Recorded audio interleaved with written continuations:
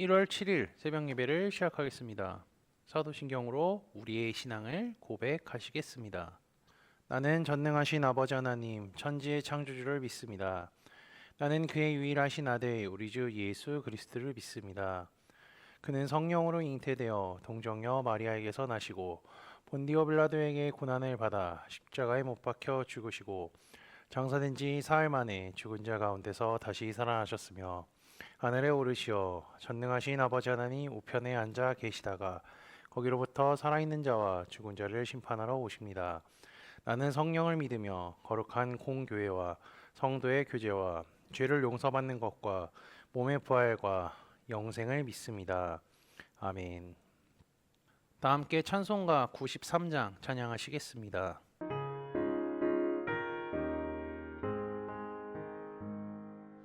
예수는 나의 힘이요 내 생명 되시니 구주 예수 떠나 살면 죄 중에 빠지니 눈물이 앞을 가리고 내 맘에 근심 쌓일 때 위로하고 힘 주시리 주 예수. 예수는 나의 힘이요 내 친구 되시니 그 은혜를 간구하면 풍성히 받으리.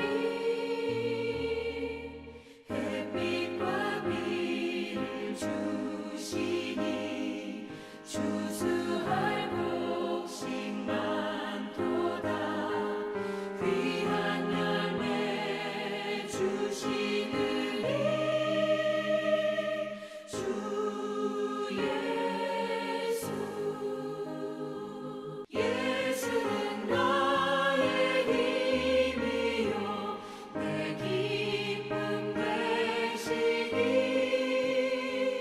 그 명령을 준행하여 늘 충성하겠네. 주야로 보호하시며 바른 길 가게 하시니 의지하고 따라가리 주 예수. 예수는 나의 힘이요 내 소망 되시니 이 세상을 떠나갈 때 곧 영생 얻으리. 한없는 복을 주시고 영원한 기쁨 주시니 나의 생명 나의 기쁨 주 예수.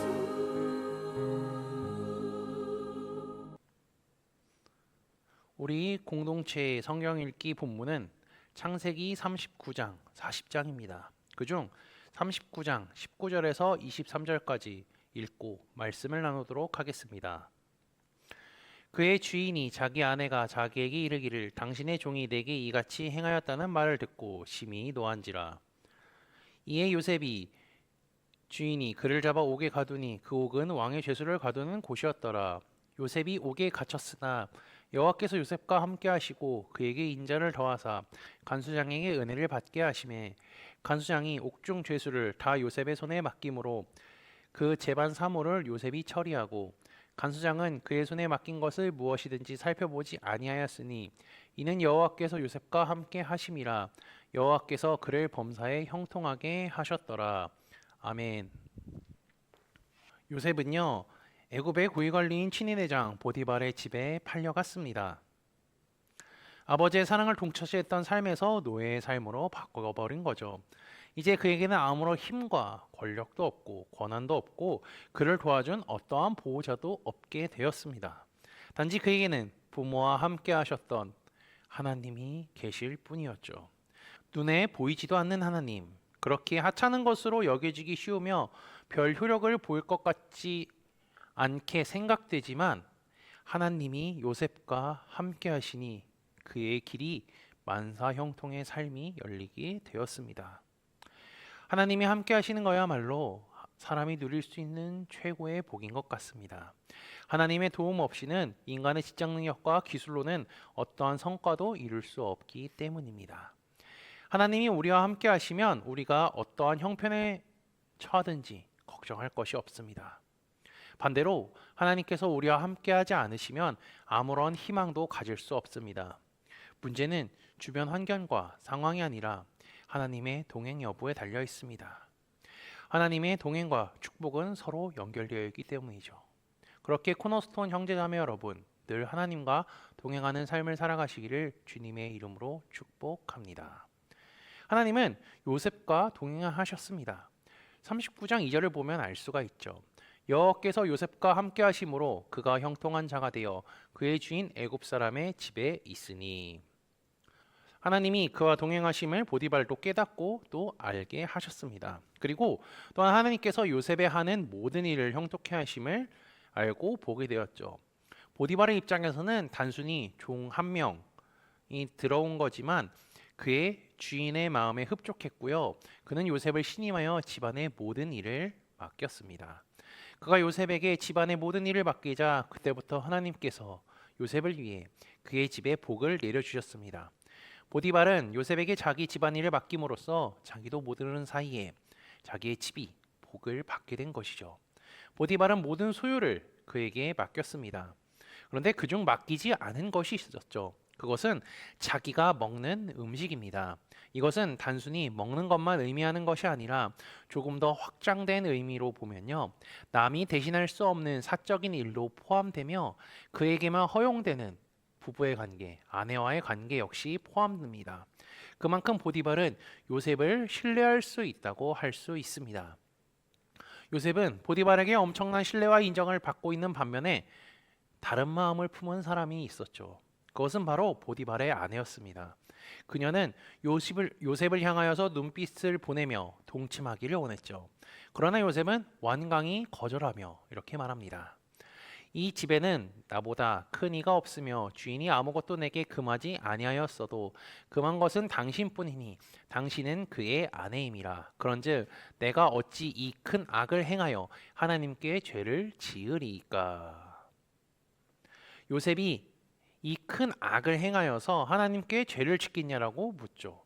이 의미는요, 주인에 대한 불의가 곧 하나님께 대한 죄가 된다는 사실을 의미하기도 하고요. 그는 하나님과의 관계와 사람들과의 관계가 하나임을 인식했고 사람 앞에서도 하나님을 의식하여 주인이 맡긴 일을 충성되게 감당하려고 했던 것을 우리는 확인할 수가 있습니다. 보디발의 아내는 계속해서 요셉을 유혹했습니다. 포기하지 않고 끈질기게 붙잡았죠. 그렇게 붙잡았음에도 불구하고 요셉은요, 죄를 짓지 않기 위해 노력했습니다. 그녀의 유혹이 계속되자 그녀와 마주치는 것조차 피해버렸죠. 그러던 어느 날 요셉이 자신의 일을 마무리하려 집에 갔을 때 오직 그녀만 있게 된 날이 생기게 된 것입니다. 그녀의 입장에서는 절호의 기회며 반대로 요셉의 입장에서는 궁지에 몰린 절대적인 위기의 순간이었죠. 그녀는 요셉의 옷을 잡으며 매달렸고요. 요셉은 그 옷을 버리고 도망갔습니다. 그러자 그녀의 욕망은요, 이제 격렬한 증오로 바뀌게 되었고 옷을 근거로 해서 사람들에게 거짓말을 하여 사건을 조작해버리게 되죠. 그녀는 사람들에게 뿐만이 아니라 남편 보디발에게도 거짓말을 하면서 요셉을 죽이려고 합니다. 이 소식을 들은 보디발은 화가 났죠. 노하게 되죠. 그녀의 말만 듣고는 할 수 있는 당연한 반응입니다. 그런데 이상하게도 요셉은 계속해서 침묵하고 있습니다. 요셉은 왜 이렇게 침묵을 하고 있을까요? 그는 이 상황을 인간이 아닌 하나님만이 자신의 억울한 상태를 언젠가 회복해 주실 거라 믿고 있었기 때문입니다. 그가 하나님을 얼마나 믿고 의지하고 신뢰했는지 잘 알 수 있는 부분이기도 하죠. 보디발은 그를 잡아 감옥에 가둡니다. 요셉에게 내려진 형벌이 그의 제목에 비하면 비교적 경미한 것이라고 할 수 있죠. 당시 애굽은요, 간통죄를 지으면 사형으로 처벌했는데 보디발은 요셉을 죽이지 않고 그를 감옥에 가두는 선에서 사건을 마무리하죠. 요셉의 죄는요, 반드시 죽을 죄인데 어떠한 이유로 감옥에 갇히는 형벌만 받게 되었을까요? 첫 번째는요, 요셉이 어떠한 상황에 처하든지 항상 그랬던 것처럼 하나님이 그와 함께 하셨기 때문입니다. 그리고 두 번째는요, 평소에 요셉이 보여준 주인에 대한 충직성을 보디발이 알고 짐작했기 때문입니다. 귀한 아들에서 노예로 이제는 죄인의 신분이 되었습니다. 노예로 끌려갔을 때만 해도 하나님의 보호하심으로 인해 보디발의 진에서 편하게 지낼 수 있었지만 그를 절망과 어려움에 빠지게 만들어 버리기도 했죠. 요셉이 이러한 고난을 받는 이유는 하나님이 함께 하심은 승승장구요 탄탄대로만은 아니라는 사실을 잘 보여줍니다. 하나님께서 함께 하시는 길은 항상 번영과 영광이 보장된 성공된 길만이 아니라는 것입니다. 하나님이 함께 주는 사람도요, 역경과 환난, 철저한 고난과 좌절, 고난의 늪으로 빠질 수가 있습니다. 하나님은 그리스도인들이 공경에 처한 것을 전혀 당하지 않도록 살게 하지 않으시죠. 오히려 곤경의 현장에서 곤경 속에서 보호하시는 분이 우리 하나님입니다. 중요한 것은요, 하나님이 함께 하시느냐 하지 않으시느냐의 차이일 뿐입니다. 그렇게 요셉은 감옥에서도 좌절하지 않았습니다. 그 결과 하나님은 간수장을 통하여서 그에게 은혜를 베풀어 주시죠. 하나님이 함께 하시니 그 장소가 감옥이어도 상관이 없다는 것입니다. 요셉의 삶은 고난과 역경이 많았지만 하나님께서 함께 하시니 그거로 충분했습니다. 우리 코너스톤 형제자매들도 요셉과 같이 하나님이 함께 하셔서 그분의 인도하심과 보호하시는 삶을 누리시기를 주님의 이름으로 축복합니다. 다 함께 찬송가 218장 찬양하시겠습니다.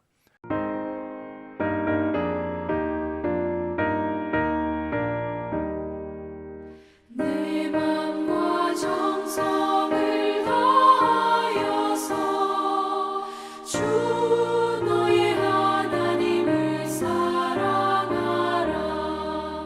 내 몸을 아끼고 사랑하듯 형제와 이웃을 사랑하라. 주께서 우리에게 명하시니 그 명령 따라서 살아가리. 널 미워 해치는 원수라도 언제나 너그럽게 살아가라. 널 핍박하는 자 위에서도 신실한 마음으로 복을 빌라. 주께서 우리에게 명하시니 그 명령 따라서 살아가리. 나 항상 주님을 멀리하고 형제를 사랑하지 못하였다. 이러한 죄인을 사랑하사 주께서 몸버려 죽으셨다. 속죄 큰 사랑 받은 이모 내 생명 다 바쳐 충성하리.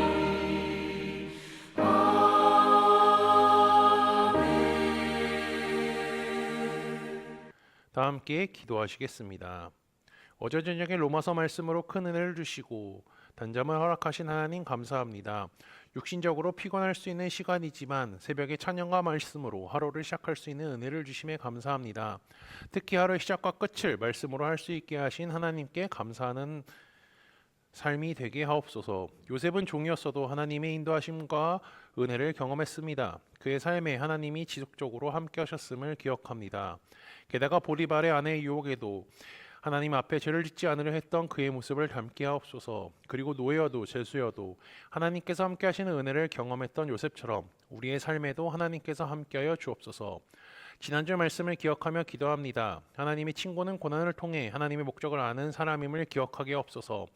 하나님의 친구들에겐 고난이 찾아옵니다. 그때 포기하지 않고 좌절하는 것이 아닌 우리와 함께 하시는 하나님을 의지하게 하시고 주께 주실 영광을 소망하며 흔들리지 않는 믿음으로 살아가는 하나님의 친구들인 우리가 되게 인도하여 주옵소서. 예수 그리스도의 이름으로 기도합니다. 아멘. 이 시간 합심으로 기도할 제목들을 나눕니다. 먼저 깨어있는 신앙과 하나님 나라를 사모하고 주님의 다시 오심을 기다리며 살도록 기도하시고 지금 당하고 있는 어려움을 극복할 수 있는 믿음과 지혜를 위해 기도하시기 바랍니다. 교회를 이끌어 가시는 사랑하는 담임 목사님과 사역자들을 위해 기도해 주시기 바라며 계속해서 진행되는 로마서 말씀 세미나를 위하여서 소그로번들을 위해 환우의 건강과 회복을 위해 가지고 계신 기도의 제목들을 놓고 기도하시기를 바라며 오늘도 주 안에서 승리하십시오.